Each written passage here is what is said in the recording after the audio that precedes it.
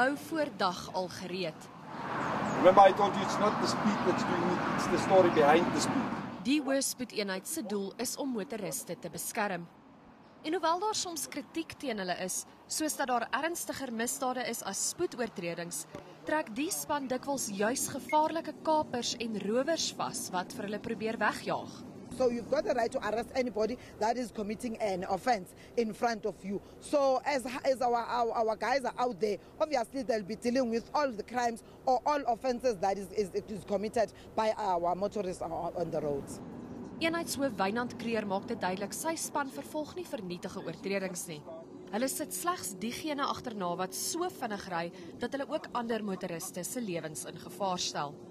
Die bestuurder in 'n BMW X6 het teen 184 km/h by ons verbygeblits en was vol verskonings toe hy afgetrek is. Hy is 'n burger van Swaziland, maar het ook 'n toegangskaart van die Suid-Afrikaanse polisie in sy beursie rondgedra. Dit sal nou hier by die polisiekantoor ondersoek word, waar hy tot maandag sal bly wanneer hy in die hof moet verskyn. Padverkeerswet sê baie duidelik dat wanneer 'n persoon die snelheidsgrens op 'n deurpad oorskry met meer as 40 km/h, dan moet hy voor 'n hof gebring word en die landdros moet dan 'n ondersoek las om te bepaal of hierdie persoon bevoeg is om sy bestuurderslisensie te hou of nie.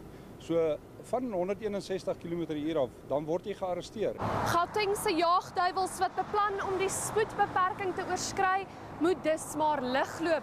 Die hoëspoedeenheid is aan diens en jy mag dalk net jou naweek agter tralies deurbring. Daniela van Heerden, Enies op die R21 buite Johannesburg.